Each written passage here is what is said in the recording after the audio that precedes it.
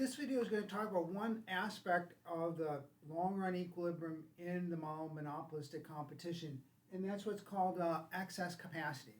And I thought this is an important enough topic to have a video on it just to explain this. So, first off, we have to make clear what it is we're talking about. What do we mean by excess capacity? Well, what we're going to do here is compare the long-run equilibrium in perfect competition versus monopolistic competition, because there are similarities in these models. We have many firms, we have a large number of firms in both markets. But in perfect competition, they're producing a homogeneous product, so their demand curves are horizontal. In monopolistic competition, they're producing this differentiated product. No two firms' product is exactly the same, and so there are some differences, and there are some consumers willing to pay more for the product of one firm than they would the other. So, the firm is going to have a downward sloping demand curve in monopolistic competition, as I've explained in a couple of previous videos. What I've got drawn here is that we've got the long-run equilibrium in both cases. So imagine what we have is we have a firm here, and it's got the same cost curve. We're going to hold their long-run average cost curve to be the same. And then just imagine if this firm was operating in perfect competition, if its products were exactly the same as the other firm's products, then their demand curve would be horizontal. And they'd be making a zero profit. They'd be making a zero profit here, where the demand curve is tangent to the average total cost curve. And we can call that QPC. So that would be the quantity that this firm would be producing if it was in perfect competition.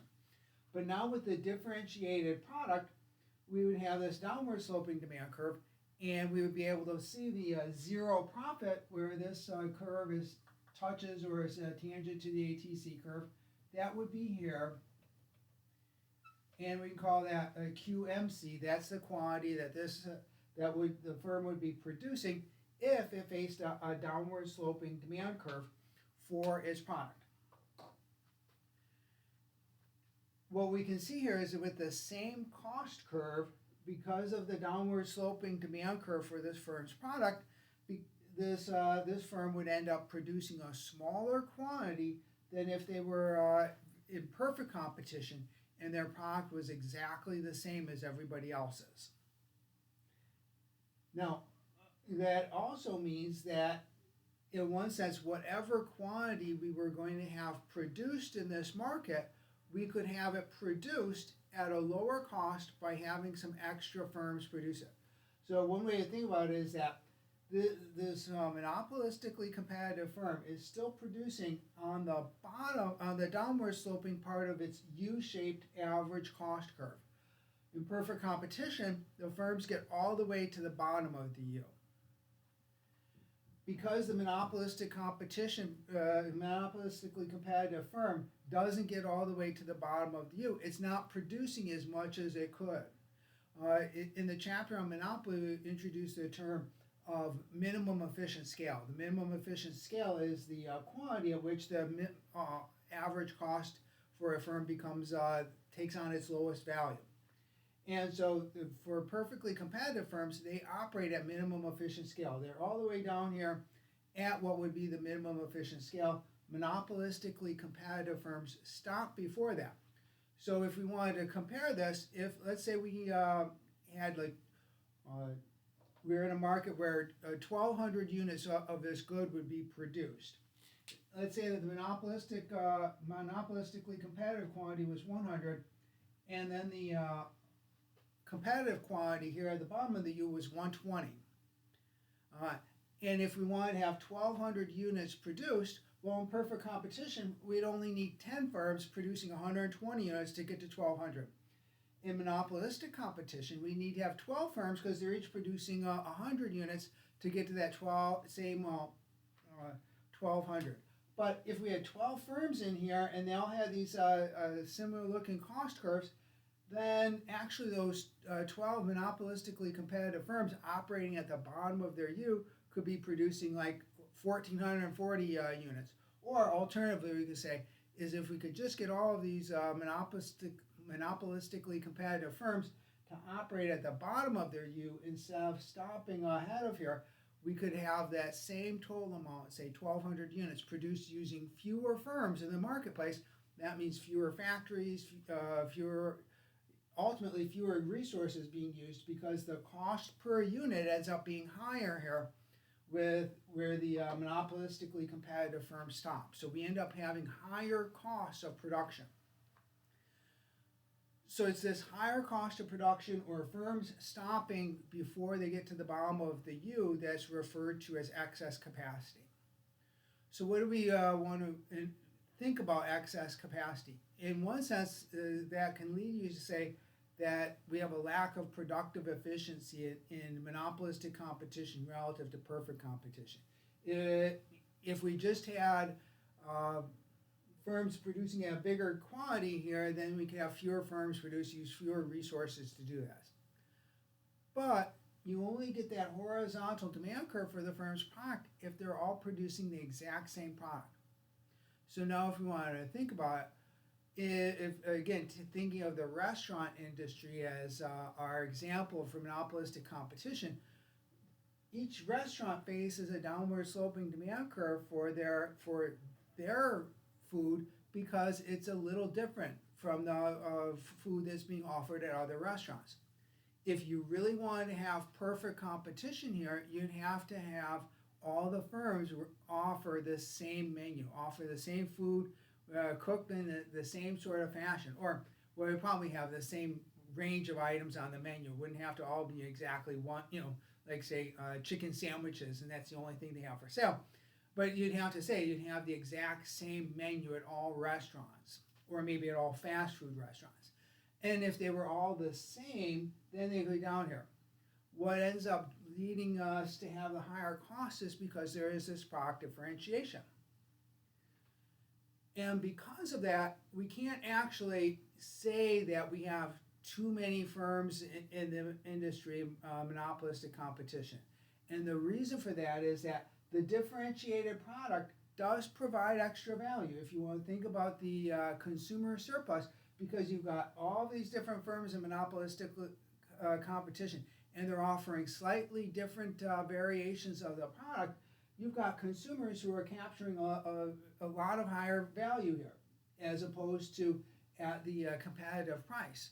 Because they're if you want to think about it, the demand for this firm's product is really sort of the same as the other. There's nothing different about it. It's exactly the same as every other firm. So if you want to think about it, you've got your favorite restaurant, and it's one you like to go to, and you would be willing to go there and pay more than you would have to at another restaurant, because it's your favorite. And if that restaurant went out of business, because they sort of like standardized all the restaurants, then yeah, maybe food would cost a little bit lower at the when you go to buy it, but you also don't have the uniqueness, the differentness of that differentiated product. Another way of thinking about this is if you look at like the market for beer, you've got the big name breweries. So you've got Budweiser, Bud Light, Miller Lite, and then you've also got all of the small microbrews. You've got all the other beer products out there, and they're a very differentiated market.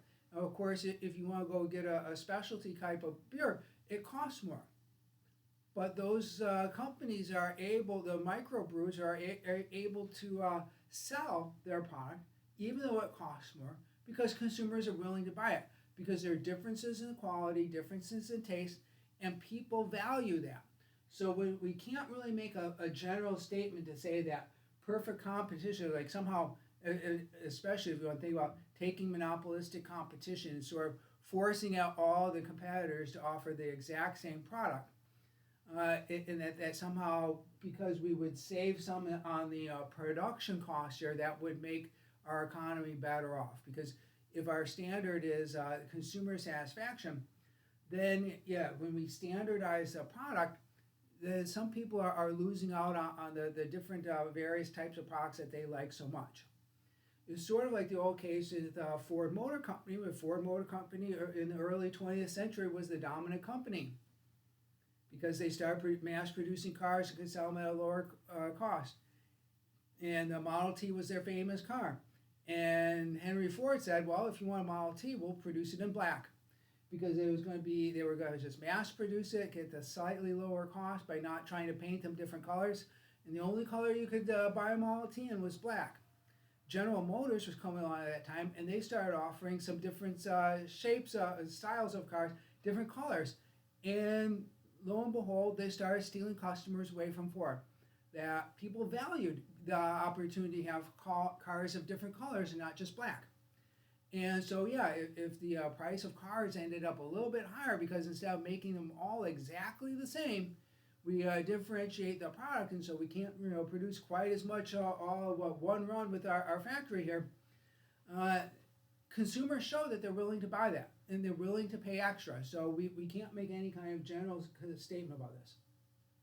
One last thing to close here is that anytime you're going to have competition in a market, competition requires that you have some excess capacity.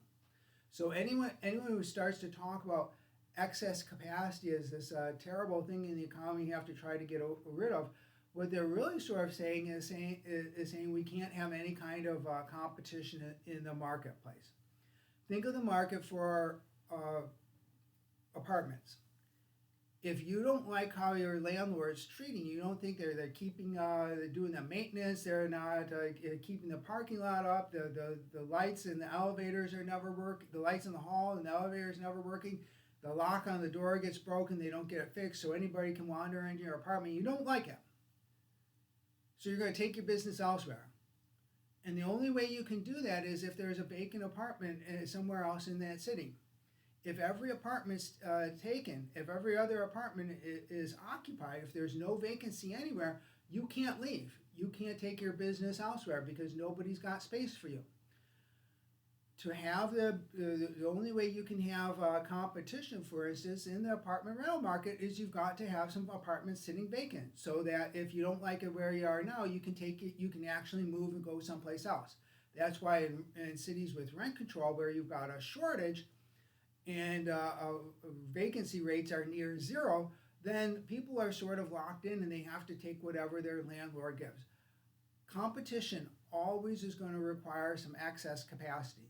And so the idea of somehow eliminating any excess capacity in a market is really at some point ultimately going to be anti-competitive, because we need to have some extra units around, some extra capacity, some extra cars available so you can choose which one you want to buy. And that means that there will be some inventory that doesn't immediately and isn't currently all sold. So excess capacity is an important concept. It's important to know what it is we're referring to here in the model of monopolistic competition, but it is also important to have in mind how this fits into the economy larger.